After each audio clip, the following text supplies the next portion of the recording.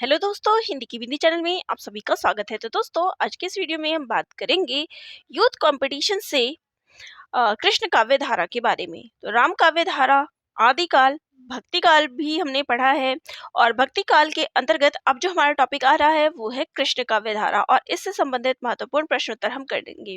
और बाकी वीडियोस मैंने प्लेलिस्ट तैयार कर दी है, तो आप वहां जाके उस वीडियो को देख लीजिएगा। तो चलिए आज का वीडियो हम शुरू करते हैं, जो कि कृष्ण काव्य धारा से संबंधित है। तो यहाँ पहला प्रश्न है, सुदामा चरित किसकी रचना है? नंददास, कृष्णदास, नरोत्तम दास या फिर सूरदास? तो सुदामा चरित जो है नरोत्तम दास की रचना है। ऑप्शन सी जो है हमारा यहाँ पे राइट आंसर हो जाएगा। चलिए नेक्स्ट क्वेश्चन पे आ जाए। तो नेक्स्ट जो हमारा प्रश्न यहाँ पे आ रहा है वो है, निम्नलिखित में से अष्टछाप के कवि नहीं है। तो देखिए, अष्टछाप से संबंधित प्रश्न जो है अधिकतर पूछे ही जाते हैं, तो यहाँ पर इनके कवियों को आप जरूर याद रख लें, क्योंकि बार बार जो है इनसे संबंधित प्रश्न आपकी परीक्षा में पूछे ही जाएंगे। चाहे आप किसी भी परीक्षा की तैयारी कर रहे हो, ये नहीं कहूँगी कि केवल आप असिस्टेंट प्रोफेसर की तैयारी कर रहे हैं तभी आपके लिए बेहतर है।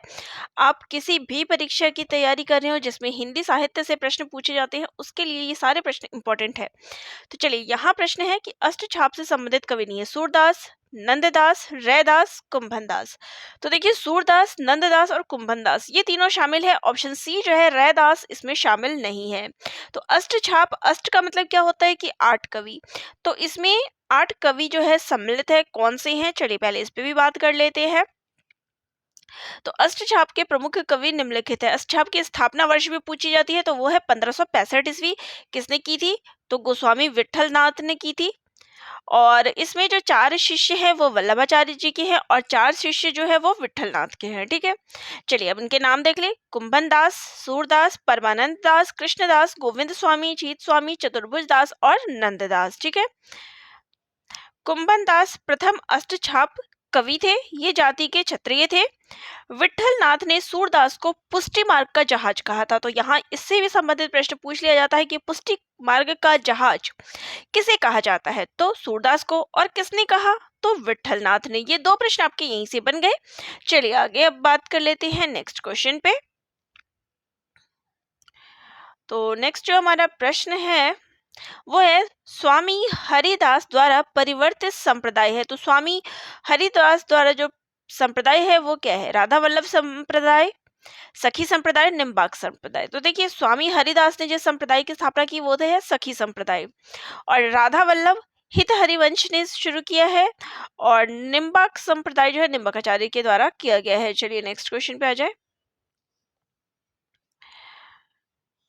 अष्टछाप के संबंध इनमें से किस काव्य धारा से है?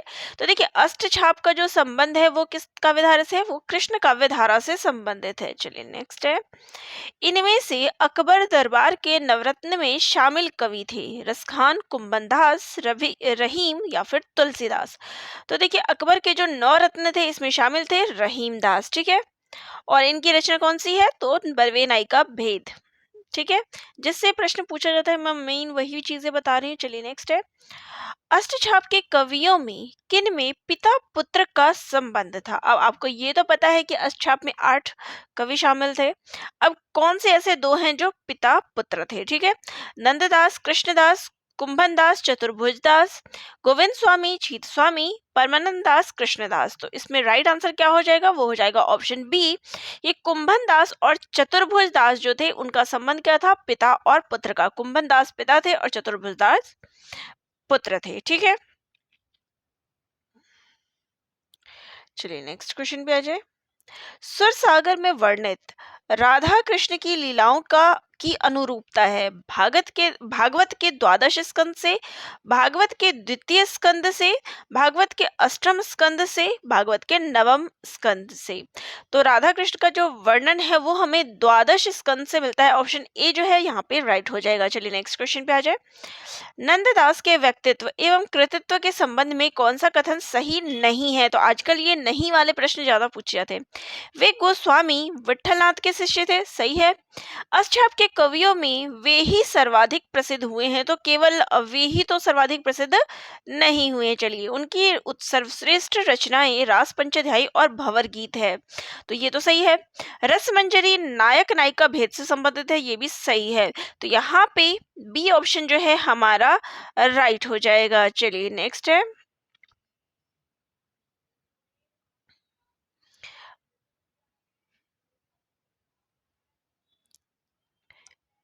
नेक्स्ट है, किस आचार्य के दार्शनिक सिद्धांत को भेदा भेदवाद के नाम से जाना जाता है? रामानुजाचार्य, निम्बाकाचार्य, मध्वाचार्य या फिर विष्णु स्वामी?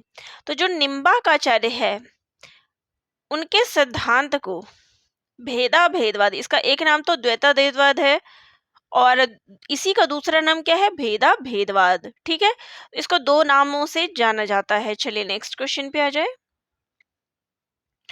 वल्लभाचार्य के विषय में कौन सा कथन सही नहीं है? इनका दार्शनिक सिद्धांत शुद्धाद्वैतवाद था, चलिए सही है। इनके मत को पुष्टि मार्ग कहा जाता है, ये भी सही है। इन्होंने अणुभाष्य, सुबोधनी टीका आदि ग्रंथों की रचना की, ये भी सही है। मूलतः इनका संबंध रामानुजाचार्य के श्री संप्रदाय से था, तो ऐसा नहीं है। मध्वाचार्य जो है वो श्री संप्रदाय मध्वाचार्य है, ना कि रामानुजाचार्य के श्री संप्रदाय से। ठीक है, ऑप्शन डी जो है हमारा यहाँ पे राइट हो जाएगा। अब इसका मैं एक और कहूंगी कि वल्लभाचार्य की जो ये रचना है अणुभाष्य, ये भी पूछा जाता है। ठीक है, तो इनकी रचना को याद रख लीजिएगा। नेक्स्ट है, इन कौन सा विवरण सही नहीं है? 84 वैष्णव की वार्ता में वल्लभाचार्य के शिष्यों की कथाएं संकलित है। 200 वैष्णव वार्ता में विठलनाथ के शिष्यों की कथाएं हैं। दोनों वार्ताएं गोस्वामी विठलनाथ द्वारा लिखी गई है। इन वार्ताओं में प्राचीन ब्रज भाषा गद्य रूप मिलता है। अब यहाँ पे हमें सही नहीं, तो देखिए 84 वैष्णव की वार्ता में जो है हमें वल्लभाचार्य के शिष्यों की कथाएं मिलती है, चलिए सही है। और ये भी सही है कि इसमें इनकी कथाएं वर्णित है। अब ये जो है गोस्वामी विठलनाथ ने लिखी है, ये कथन गलत है, क्योंकि जो दोनों वार्ताएं हैं वो किन्होंने लिखी है? तो ये लिखी है गोकुलनाथ ने, ना कि विठलनाथ ने। ये चीज हो गई, किसके द्वारा लिखी गई है? गोकुलनाथ के द्वारा 84 वैष्णव की वार्ता और 200 वैष्णव की वार्ता। ठीक है, चलिए नेक्स्ट क्वेश्चन पे आ जाए। भक्तिकालीन कृष्ण काव्यधारा के संबंध में कौन सा कथन सही नहीं है? इसका एक सामान्य प्रकृति यह है कि यह अधिकतर प्रबंध रूप में रचा गया। नेक्स्ट है, पुष्टि मार्गी कृष्ण काव्य में गोपाल कृष्ण की बाल लीला को विशेष महत्व दिया जाता है। नेक्स्ट है, कृष्ण काव्य की सर्वाधिक प्रिय विषय राधा कृष्ण की प्रेम लीला है। अधिकांश कृष्ण काव्य गीति पदों में रचा गया है, तो देखिए ये भी सही है, ये भी सही है। अब केवल प्रबंध रूप में रचा गया है, ऐसा तो नहीं है कि अन्य चीजों में रचनाएं नहीं हुई है। तो यहाँ पे इसलिए हमारा ए ऑप्शन जो है वो करेक्ट हो जाएगा, क्योंकि ये सही नहीं है। नेक्स्ट है, इनमें से कौन सा कवि ज्ञान मार्गी विचारधारा से संबंध नहीं माना जाता? जंबनाथ, ध्रुव दास, मलुकदास या फिर सुंदरदास? तो हमें पूछा गया है कि ज्ञान मार्गी विचारधारा तो किसकी नहीं है? ज्ञान मार्गी वो है ध्रुवदास। ध्रुवदास जी राधा वल्लभ संप्रदाय के भक्त कवियों में से थी, जबकि जंबनाथ, मलुकदास और सुंदरदास ज्ञान मार्गी शाखा के प्रमुख कवि हैं। ठीक है, चलिए नेक्स्ट क्वेश्चन है, राधा वल्लभ नामक वैष्णव भक्ति संप्रदाय के प्रवर्तक है। तो राधा वल्लभ संप्रदाय की जिन्होंने स्थापना की वो है हित हरिवंश। ठीक है, और ये भी इंपॉर्टेंट है क्योंकि परीक्षा में पूछा जाता है। चलिए नेक्स्ट क्वेश्चन है हमारा, पुष्टि मार्ग को जहाज जात है सो जाको कछु लेन होई सो लेव। सूरदास की मृत्यु को सन्निकट जानकर ये शुकार्थ वचन किसके हैं? तो ये पहली चीज की इंपॉर्टेंट है। अब ये किसने कहा है? गोकुलनाथ ने, विठलनाथ ने, कुंभन दास ने या फिर नंददास ने? तो ये कहने वाले हैं विठलनाथ। ठीक है, चलिए नेक्स्ट क्वेश्चन पे आ जाए। सुरसागर किसी चली आती हुई गीत काव्य परंपरा का भले ही वह मौखिक हो विकास प्रतीत होता है। उक्त स्थापना किसकी है? तो ये कथन कहने वाले कौन है? रामचंद्र शुक्ल, रामकुमार वर्मा, दीनदयाल गुप्त या फिर मुंशीराम शर्मा? तो देखिए, सुरसागर किसी चली आती हुई गीत काव्य परंपरा का ये बात कहने वाले हैं आचार्य रामचंद्र शुक्ल जी। ठीक है, चलिए नेक्स्ट क्वेश्चन है, निम्नलिखित में से किस रचनाकार का असली नाम सैयद इब्राहिम था? तो सैयद इब्राहिम जिसका नाम था वो थे रसखान। नेक्स्ट है,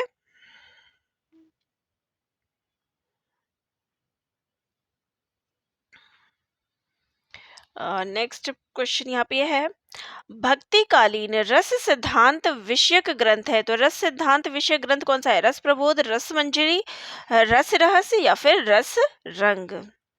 तो देखिए रस सिद्धांत संबंधित जो है इस क्वेश्चन को उसमें काट दिया गया है, क्योंकि देखिए रस मंजरी क्या है? नायिका भेद से संबंधित ग्रंथ है। रस प्रबोध रसलीन की रचना है और रस रहस्य कुलपति मिश्र की रचना है। रस रंग ग्वाल की रचना है। तो यहाँ पर एक भी जो है रस सिद्धांत विषय ग्रंथ नहीं है। ठीक है। भक्ति काल के किस कवि ने बरवे नायिका भेद लिखा है? तो बरवे नायिका भेद किसकी रचना है? ये तो मैंने बताया कि ये क्वेश्चन इंपॉर्टेंट है, तो ये जो है रहीम दास की रचना है और इनकी रचनाओं से ये प्रश्न पूछा ही जाता है। चलिए नेक्स्ट क्वेश्चन है, मीराबाई की उपासना किस प्रकार की थी? माधुर्य भाव, साख्य भाव, दास्य भाव या फिर वात्सल्य भाव? तो मीराबाई की जो भक्ति भावना थी वो क्या थी? माधुर्य भाव की थी। ठीक है, तो इनकी भक्ति भावना किस प्रकार की थी? माधुर्य की। चलिए नेक्स्ट क्वेश्चन पे आ जाते हैं। नरसी जी का मायरा किसकी रचना है? नरसी जी का मायरा किसकी रचना है? मीराबाई की रचना है। इनकी रचनाएं भी प्रमुख है, पूछी जाती है। तो देखिए कई बार आपसे पूछ लेंगे कि निम्न में से कौन सी रचना मीराबाई की नहीं है, तो यहाँ पे देख सकते हैं नरसी जी का मायरा, गीत गोविंद का टीका और राग सोरठा, ये सब किसकी रचना है? मीराबाई की रचना है और ये रचनाएं जो है पूछी जाती है। चलिए नेक्स्ट क्वेश्चन पे आ जाए। मदनाष्टक इनमें से किसकी रचना है? तो मदनाष्टक से भी संबंधित पूछा जाता है, तो ये रहीम दास की रचना है। ठीक है, चलिए आगे क्वेश्चन आ जाता है, ब्रह्म संप्रदाय के संस्थापक कौन है? तो ब्रह्म संप्रदाय के कौन है? श्री मध्वा आचार्य। ऑप्शन सी जो है हमारे यहाँ पे राइट हो जाएगा। चलिए नेक्स्ट क्वेश्चन, यहाँ पर ये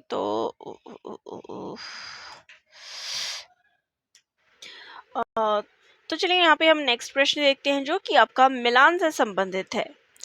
प्रकृति जाके जोई अंग परी, तो ये किसका कथन है? सूरदास का है। चलिए मैं यही पढ़ देती हूँ। चलिए इस क्वेश्चन को मैं लीव कर देती हूँ क्योंकि सही से स्क्रीन पे नहीं आ रहा है। बाकी मैं नेक्स्ट क्वेश्चन पे इस पे आ जाती हूँ क्योंकि ये क्वेश्चन सही से मेंशन नहीं हो रहा है। नेक्स्ट जो हमारा प्रश्न है वो है, निम्नलिखित विकल्पों में से कौन सा विकल्प अष्टछाप के कवियों से संबंधित सही विकल्प है? निर्गुण ब्रह्म के उपासक थे, कृष्ण भक्त थे, सूफी कवि थे या फिर राम भक्त थे? तो जो अष्टछाप के कवि थे वो क्या थे? कृष्ण भक्त थे। ठीक है, चलिए नेक्स्ट क्वेश्चन है, निम्नलिखित में से कौन सा कथन रहीम जी के बारे में असत्य है? वह योद्धा और राजनीतिज्ञ भी थे, वह अनपढ़ थे, वह कला मर्मज्ञ थे, वह विद्या व्यसनी थे। ठीक है, अब इसका राइट आंसर क्या हो जाएगा? तो देखिए वह योद्धा और राजनीतिज्ञ थे, सही है। वह अनपढ़ थे, ये बात सही है। वह कला मर्मज्ञ थे, ये कथन जो हमारा असत्य है और बाकी सारे जो है हमारे कथन सही है। ठीक है, चलिए यहाँ पे इसका राइट ऑप्शन क्या है हम देख लेते हैं एक बार। बी ऑप्शन जो है वह अनपढ़ थे। चलिए ये कथन जो है हमारा गलत है, वह अनपढ़ नहीं थे। ठीक है, रहीम दास का मूल नाम जो था वो था अब्दुल रहीम खान खाना। रहीम दास विद्वान व्यक्ति थे, तो ठीक है, तो यहाँ पे इसका राइट आंसर क्या था कि ये अनपढ़ नहीं थे। ठीक है, इन्होंने बरवे नायिका भेद अवधी भाषा में लिखा है जो कि नायिका भेद का ग्रंथ है।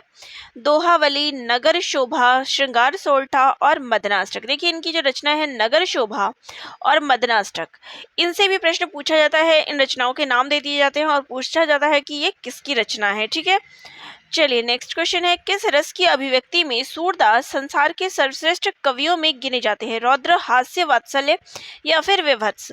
तो जो सूरदास है वो वात्सल्य रस के लिए जाने जाते हैं, तो ऑप्शन सी जो है हमारे यहाँ पे राइट आंसर हो जाएगा। चलिए नेक्स्ट क्वेश्चन पे आ जाए। भ्रमर गीत नाम से सूर के काव्य को किसने संपादित किया है? आचार्य रामचंद्र शुक्ल ने, राम कुमार वर्मा, आचार्य हजारी प्रसाद द्विवेदी या फिर डॉक्टर श्याम सुंदर दास? तो इसका राइट आंसर हो जाएगा ऑप्शन ए, आचार्य रामचंद्र शुक्ल जी। ठीक है, चलिए नेक्स्ट क्वेश्चन पे आ जाए।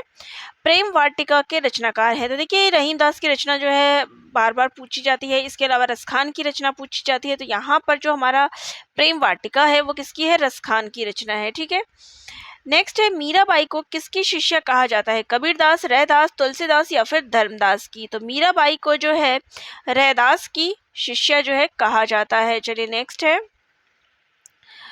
तो नेक्स्ट जो हमारा क्वेश्चन है वो यहाँ पे आ जाते हैं। तो नेक्स्ट हमारा क्वेश्चन है कि गोस्वामी विठलनाथ द्वारा अष्टछाप की स्थापना का वर्ष क्या है। तो देखिए मैंने आपको पहले ही बताया था कि अष्टछाप की स्थापना से प्रश्न पूछा जाता है, तो इसका राइट आंसर हो जाएगा 1565 ईस्वी। चलिए नेक्स्ट क्वेश्चन है, सूरदास का प्रेम पक्ष लोक से न्यारा है, यह कथन किस विद्वान का है। तो ये कथन है आचार्य रामचंद्र शुक्ल जी का। चलिए नेक्स्ट क्वेश्चन है हमारा, पौन मया करी घूंघट टारे, दया करी कामनी दीप दिखावे। तो ये पंक्ति जो है किसकी है, देव नागरीदास, पद्माकर, देव या फिर ग्वाल। तो ये नेही नागरीदास का जो है ये काव्य पंक्ति है। चलिए नेक्स्ट है, निम्नलिखित में से कौन सी नंददास की कृति नहीं है, रूप मंजरी, विरह मंजरी, मान मंजरी या फिर कवि प्रिया। तो यहाँ पे राइट आंसर हो जाएगा कवि प्रिया, क्योंकि ये नंददास की नहीं है, केशव दास की है। ठीक है, देख सकते हैं रसिक प्रिया, रामचंद्रिका, विज्ञान गीता और कवि प्रिय, ये सभी रचनाएं किसकी है, केशवदास की है। चलिए नेक्स्ट क्वेश्चन है हमारा, अखियां हरि दर्शन की प्यासी, अखियां हरि दर्शन की भूखी, बारक वह मुख फेरी दिखाओ, दुही पे पीवत पतूखी। अब यहाँ पर जो ये पतूखी शब्द है इसका तात्पर्य क्या है, साग सब्जी, पेय पदार्थ, पकवान या फिर पत्ते का दोना।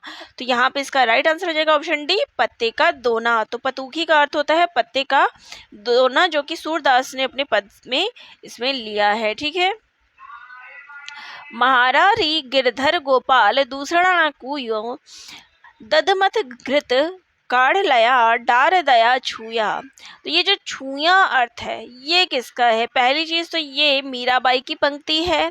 अब यहाँ पर जो छुया शब्द प्रयोग हुआ है इसका अर्थ क्या होता है, तो इसका अर्थ होता है मट्ठा। ऑप्शन बी जो है यहाँ पे राइट आंसर हो जाएगा। चलिए नेक्स्ट है, निम्नलिखित में से चतुर्भुज के संबंध में सही है। तो चतुर्भुज के संबंध में क्या कथन सही है, कुंभन दास के पुत्र थे, सही है। इनकी भाषा तत्सम प्रधान थी, इनके 2 ग्रंथ मिलते हैं, हितजू को मंगल इनकी काव्य कृति है। तो यहाँ पे देखिए इसका जो राइट आंसर हो जाएगा वो क्या होगा, अब यहाँ पे कुंभन दास के पुत्र थे, हमारे ये कथन सही हो जाता है। फिर इनकी भाषा तत्सम प्रधान थी। तो देखिए यहाँ पर तत्सम प्रधान इनकी भाषा नहीं थी, उस टाइम के सभी कवि जो है ब्रज भाषा अधिकतर यूज करते थे। ये कथन नहीं, इनके 2 ग्रंथ मिलते हैं, ये भी सही। ये देखिए इनके 2 ग्रंथ के नाम नहीं है, इनके केवल एक ही ग्रंथ हितजू को मंगल के बारे में हमें पता चलता है। तो यहाँ पर हमारा सी ऑप्शन भी क्या है, गलत है। हमारा 4 ऑप्शन की हितजू को मंगल इनकी काव्य कृति है ये सही है। तो 1 और 4 कथन हमारा यहाँ सही है। चलिए नेक्स्ट जो है यहाँ पर आपका मिलान है, प्रकृति जाके जोई अंग परी, स्वान पूछ कोटिक जो लागे, सूधी न काहू करी। फिर है बहुविध चित्र बनाए के, हरे रचियो क्रीड़ा रस, जही न इच्छा झूलिए कि यही बुद्धि। तो चलिए मैं नेक्स्ट यहाँ से प्रश्न ले लेती हूँ, क्योंकि पेज गड़बड़ की वजह से काफ़ी ज़्यादा दिक्कत हो रही है। चलिए नेक्स्ट है, महावाणी किस संप्रदाय की रचना है, अष्टछाप, गौड़ीय, राधा वल्लभ संप्रदाय या फिर निम्बार्क संप्रदाय। तो इसका राइट आंसर हो जाएगा निम्बार्क संप्रदाय। नेक्स्ट क्वेश्चन है यहाँ पे, ज्योतिष ग्रंथ खेट कौतुकम के रचयिता कौन है। तो खेट कौतुकम जो है रहीम दास की रचना है। ठीक है, नेक्स्ट है, पुष्टि मार्ग के प्रवर्तक है। तो पुष्टि मार्ग के प्रवर्तक कौन है, तो वो है वल्लभाचार्य है। देखिए अष्टछाप की बात आती है तो अब विठलनाथ, लेकिन जब बात पुष्टि मार्ग की हो तो वहां पे क्या आएगा, वल्लभाचार्य। निम्नलिखित में से कौन सी नरोत्तम दास कृत विख्यात कृति है। तो इनकी रचना जो है वो है सुदामा चरित। अब यहाँ देखिए, नक्षिक, प्रिय प्रवास हरिऔध का है, कवित रत्नाकर भी इनकी रचना नहीं है, सेनापति की है। चलिए नेक्स्ट है, मीराबाई के पदों में किस भाषा का प्रयोग हुआ है। तो देखिए मीराबाई की जो रचनाएं हैं उसमें हमें राजस्थानी मिश्रित, अब मीराबाई कहाँ की थी, राजस्थान की थी, तो राजस्थानी मिश्रित ब्रज का प्रयोग हमें देखने को मिलता है। ठीक है, चलिए नेक्स्ट क्वेश्चन आ जाए, खीरा सिर से काटिए मलिए नमक लगा, यह उक्ति किसकी है? तो ये उक्ति जो है रहीमदास की है। निम्नलिखित में से कौन राधा वल्लभ संप्रदाय का प्रवर्तक है? तो देखिए राधा वल्लभ संप्रदाय के जो प्रवर्तक है वो है स्वामी हित हरिवंश। ऑप्शन बी जो है यहाँ पे करेक्ट हो जाएगा। सखी संप्रदाय को कहा जाता है, सखी संप्रदाय को हरिदासी संप्रदाय भी कहा जाता है। वृंदावन में मीराबाई की मुलाकात किस कृष्ण भक्त कवि से हुई थी? तो इनकी मुलाकात जो है जीव गोस्वामी से हुई थी। राग गोविंद के रचयिता है, तो राग गोविंद के रचयिता कौन है? मीराबाई की रचना है। मीराबाई की उपासना पद्धति थी, तो इनकी उपासना पद्धति या भक्ति भावना जो थी वो माधुर्य भाव की थी। और ये प्रश्न आप देख सकते हैं कि कितनी सारी परीक्षाओं में पूछा गया है। तो ये इस प्रकार के प्रश्न कि तुलसीदास की भक्ति भावना क्या थी, मीराबाई की भक्ति भावना क्या थी, ये सभी पूछे जाते हैं। तुम म्हारो घर आवो जी प्रीतम प्यारा, चुन चुन कलियां मैं सेज बनाऊं, भोजन करूं मैं सारा। ये किसकी पंक्तियां हैं? तो ये पंक्ति जो है मीराबाई की है। नेक्स्ट है स्वस्ति श्री तुलसी कुल भूषण दूषण हरन गोसाई, बारही बार प्रणाम करहूँ अब हरहूँ शोक समुदायी।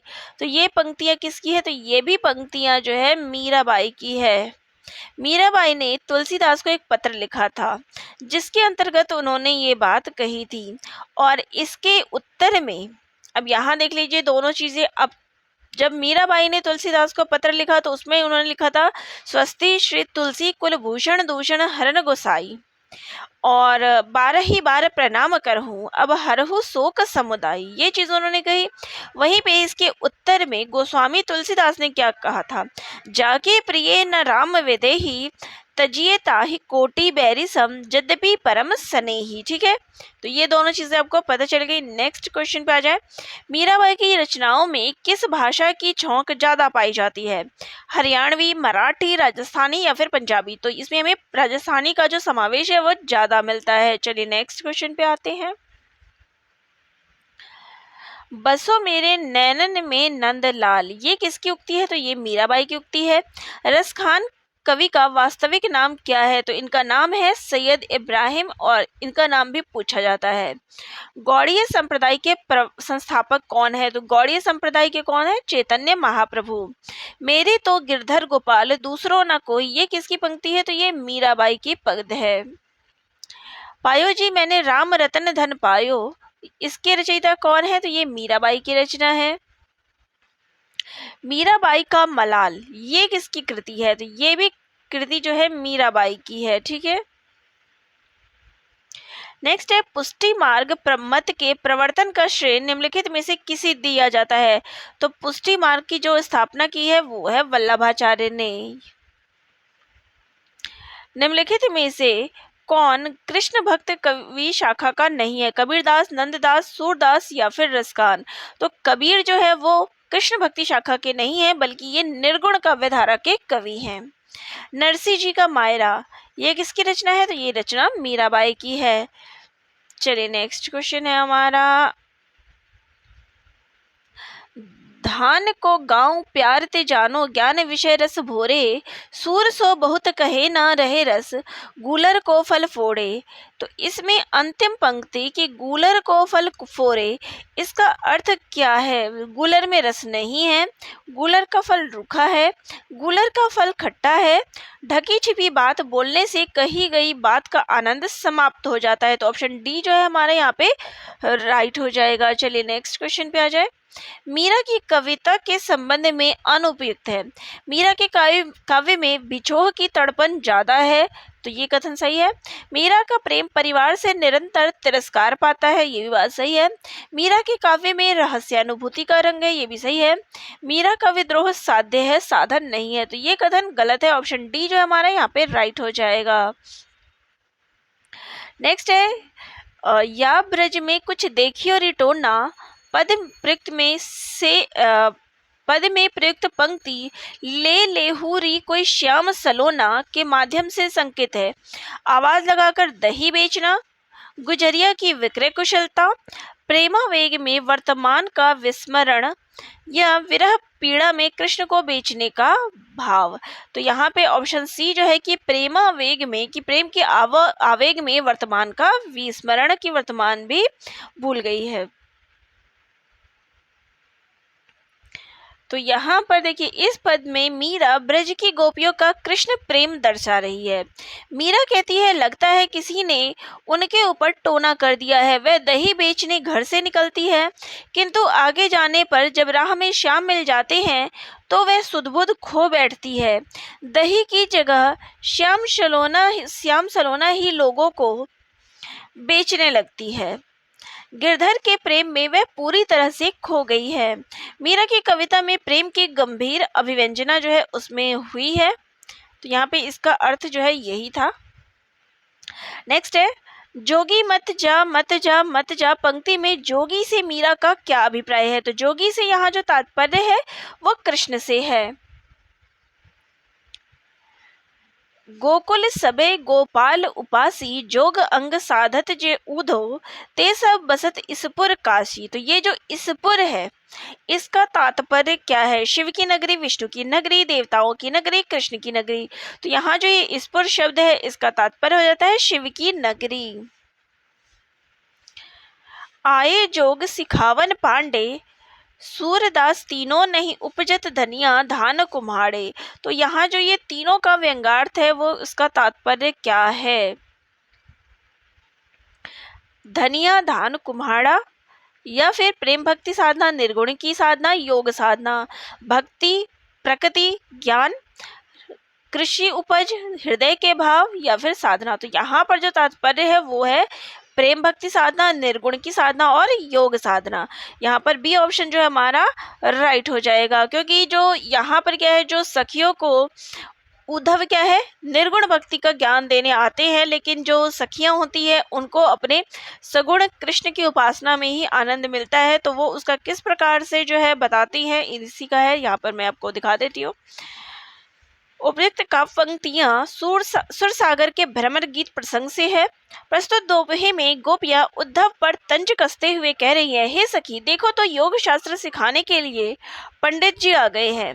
गोपियां कहती है, उद्धव तुम अच्छे प्रकार से जानते हो कि धनिया, धान और काशी फल इन तीनों की खेती एक स्थान पर होना संभव नहीं है, असंभव है। इसलिए हमारे लिए श्री कृष्ण को छोड़कर तुम्हारे परम ब्रह्म को स्वीकार करना हमारे लिए असंभव है। ठीक है, नेक्स्ट है, नागरी नारी भले बूझेगी अपने वचन स्वभाव, तो पंक्ति से अभिव्यंजित नहीं है नगर का चतुराई भरा जीवन। नागरी नारी भले बूझेगी अपने वचन स्वभाव, की नगर का जो चतुराई भरा जीवन है, मथुरा की स्त्रियों का स्वभाव, गोपियों का असूया भाव, यशोदा का कृष्ण भाव। तो यहाँ पर जो है यशोदा का कृष्ण प्रेम जो है यहाँ पर व्यंजित नहीं है। नेक्स्ट है, इसमें सगुणोपासना का निरूपण बड़े ही मार्मिक ढंग से हृदय की अनुभूति के आधार पर तर्क पद्धति पर नहीं किया है। सूरदास के भ्रमर गीत के संदर्भ में यह कथन किसका है? तो ये कथन है आचार्य रामचंद्र शुक्ल जी का। नेक्स्ट है, अष्टयाम किसकी रचना है? तो अष्टयाम जो है नाबादास की रचना है। नंददास की किस कृति पर मुग्ध होकर उन्हें जड़िया की उपाधि दी गई है? तो उनकी रचना रास पंचाध्यायी के आधार पर। नेक्स्ट है, साहित्य लहरी के रचयिता कौन है? तो साहित्य लहरी जो है सूरदास की रचना है। चलिए नेक्स्ट क्वेश्चन आ जाते हैं। तोरी माननी है ते हियो फोरी मोहनी मान, प्रेम देव की छवि ही लिए भये मियाँ रसखान। आचार्य रामचंद्र शुक्ल के अनुसार उपयुक्त दोहे से प्रभावित होता है कि रसखान किसी स्त्री पर आसक्त थे। स्त्री मानवती थी और रसखान का अनादर करती थी। आगे है, रसखान स्वयं को प्रेम का मानदंड मानते थे। रसखान को भास हुआ कि जिस पर गोपियां मरती है उसी पर ध्यान लगाया जाए। रसखान मोहिनी का मानमर्दन करना चाहते थे। तो यहाँ पर देखिए कि यहाँ पर जो राइट देखिए, तो शुक्ल जी ने क्या माना है कि रसखान जो है किसी स्त्री पर आसक्त थे, ये सही माना है। नेक्स्ट है, स्त्री मानवती थी और रसखान का अनादर करती थी, ये भी शुक्ल जी ने माना है। फिर इसके बाद जो है रसखान मानते हैं, शुक्ल जी मानते हैं कि रसखान मोहिनी का मान मर्दन करना चाहते थे, नहीं। नेक्स्ट जो है इसमें आ जाएगा कि रसखान को भास हो कि जिस पर गोपियां मरती है उसी पर ध्यान लगाया जाए, तो यहाँ पे ए, बी और डी जो है हमारा राइट हो जाएगा। ठीक है, ये रहा, ये तीनों ऑप्शन जो है यहाँ पे सही है। प्रेम वाटिका किसकी काव्य कृति है? तो प्रेम वाटिका रसखान की है। चलिए नेक्स्ट है, नायिका भेद पर आधारित ग्रंथ रसमंजरी, रसमंजरी किसकी है? नंददास की है। चलिए नेक्स्ट है, निम्नलिखित में से कौन अष्टछाप का कवि नहीं है? मीराबाई, रसखान, सूरदास, विद्यापति। तो यहाँ पर अष्टछाप का कवि है, तो सूरदास जो है वो अष्टछाप के है, बाकी तीनों नहीं है। नेक्स्ट क्वेश्चन है, विद्यापति तो आदिकाल के ही है। चलिए, निम्नलिखित में से कौन सा कवि कृष्ण भक्ति कवियों में शामिल नहीं है? नाभादास, नंददास, हरिदास या फिर ध्रुवदास। तो नाभादास जो है वो कृष्ण काव्यधारा में नहीं बल्कि राम काव्यधारा के अंतर्गत आपने पढ़ा था। केवल प्रेम लक्षणा भक्ति का आधार ग्रहण करने के कारण कृष्ण भक्ति शाखा के अश्लील विलासिता की प्रवृत्ति जागृत हुई। अब ये विचार किसका है? तो ये विचार जो है आचार्य रामचंद्र शुक्ल जी का है। चलिए नेक्स्ट क्वेश्चन पे आते हैं, श्री वल्लभाचार्य ने जिस कृष्ण भक्ति को प्रतिष्ठित किया उसका दार्शनिक आधार था, तो उसका दार्शनिक आधार था शुद्धाद्वैतवाद दर्शन। नेक्स्ट है, भ्रमर गीत प्रसंग का प्रतिपाद्य है, वात्सल्य रस का चित्रण, गोपियों का विरह वर्णन, सगुण भक्ति की महिमा का निर्गुण का खंडन। तो इसमें जो है सगुण भक्ति की महिमा जो है इसमें की गई है, और इसका जो भ्रमर गीत प्रसंग है उसके हिसाब से तो यही चीज इसमें आती है। ठीक है, चलिए नेक्स्ट क्वेश्चन है हमारा, भ्रमर गीत का उपजीव्य ग्रंथ कौन सा है? तो श्रीमद् भागवत पुराण महापुराण जो है इसका उपजीव्य ग्रंथ है। नेक्स्ट क्वेश्चन है, सुरसागर के सूरदास के दृष्टकूट पद किस काव्य ग्रंथ में संकलित है? तो इनकी रचना साहित्य लहरी में जो है दृष्टकूट के पद जो हमें देखने को मिलते हैं। श्रृंगार और वात्सल्य रस का सम्राट किस कवि को कहा जाता है? तो सूरदास को। गौड़ीय संप्रदाय के प्रवर्तक आचार्य थे, तो गौड़ीय संप्रदाय चैतन्य महाप्रभु। अष्टछाप में कवियों की संख्या कितनी थी? तो इसकी संख्या 8 थी। नेक्स्ट है, यहाँ पर फिर निम्नलिखित कवियों का कालक्रम अनुसार जो है इनको लगाना है। तो देखिए सबसे पहले मैं यही आंसर भी पढ़ देती हूँ। स्वामी हरिदास 1478, फिर है सूरदास 1478, मीराबाई 1516, फिर है रसखान 1533। फिर चलिए आगे आ जाते हैं कि 200 वैष्णव की वार्ता की भाषा क्या है? तो इसकी भाषा जो है ब्रज है, ये किसकी रचना है? गोकुलनाथ की है। मीराबाई के संबंध में क्या कथन सही नहीं है? उन्होंने मुक्त भाव से सभी भक्ति संप्रदायों का प्रभाव ग्रहण किया। तो यहाँ पे देखिए उन्होंने लोक जीवन में रची बसी भाषा का प्रयोग किया, यह भी कथन सही है। उन्होंने अपने अधिकांश पदों में कृष्ण को वंशीधर, नंद नंदन, श्याम सुंदर, गोपाल आदि नामों से याद किया, सही है। उनकी भक्ति माधुर्य भाव की, सही है। मीराबाई की भाषा राजस्थानी मिश्रित ब्रज भाषा, ये भी सही है। तो यहाँ पे सारे ही कथन सही है, कोई कथन गलत नहीं है।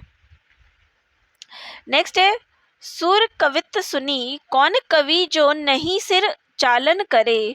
तो सूरदास के संबंध में यह प्रशस्ति कथन किसका है? तो ये कथन जो है नाभादास का सूरदास के संबंध में है। नेक्स्ट क्वेश्चन आते हैं, निम्नलिखित में से विठलनाथ के शिष्य है? तो विठलनाथ के शिष्य कौन है? कृष्णदास, कुंभनदास, परमानंद। नंददास जो है विठलनाथ के शिष्य है। निम्नलिखित में से वल्लभाचार्य के शिष्यों के संबंध में कौन सा कथन असत्य है? कुंभनदास तथा कृष्णदास, सही है। सूरदास तथा परमानंद दास, नंददास तथा चतुर्भुज दास, ये वल्लभाचार्य के नहीं विठलनाथ के शिष्य थे। ठीक है, ये भी सही है। यहाँ पे हमारा ऑप्शन ये वाला सही है क्योंकि विठलनाथ के शिष्य थे। हम तो दुह भांति फल खायो, हम तो दुह भांति फल पायो, जो ब्रजनाथ मिले तो नीको, ना तरु जस गयो। तो ये पंक्तियां जो है पंक्तियों में है, इसमें क्या है? व्यंग है, अतत्परता है, आत्मसमाधान है, कटाक्ष है या फिर विनोद है। तो इन पंक्तियों में क्या है? आत्मसमाधान है। ठीक है, नेक्स्ट क्वेश्चन है, सुरसागर की रचना का आधार क्या है? तो इसकी रचना का आधार है श्रीमद् भागवत पुराण। ठीक है,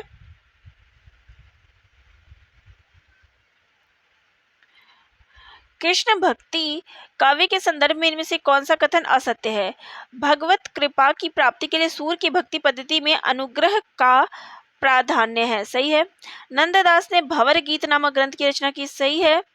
राधा वल्लभ संप्रदाय में राधा का स्थान गौण तथा कृष्ण का स्थान प्रधान तथा उच्च माना जाता है, तो बिल्कुल गलत, क्योंकि अब नाम से ही याद रखें कि राधा वल्लभ संप्रदाय, तो इसमें किसको प्रधानता है या मुख्य कौन है? इसमें राधा है। सखी संप्रदाय का प्रवर्तन स्वामी हरिदास ने किया, ये भी सही है। यहाँ पे सी ऑप्शन जो हमारा असत्य हो जाएगा। चलिए नेक्स्ट है, साहित्य लहरी के रचयिता कौन है? तो साहित्य लहरी जो है सूरदास की रचना है, ठीक है। तो यहाँ पर आज के प्रश्न उत्तरी मैं यहीं पे ख़त्म करती हूँ। नेक्स्ट वीडियो में आपको इससे आगे के प्रश्न उत्तर मिलेंगे कृष्ण काव्य धारा से संबंधित। तो वीडियो आप सभी को अच्छी लगती हो तो चैनल को लाइक शेयर और सब्सक्राइब करिएगा। आपके कोई डाउट हो तो मुझे कमेंट बॉक्स में कमेंट ज़रूर करिएगा। धन्यवाद।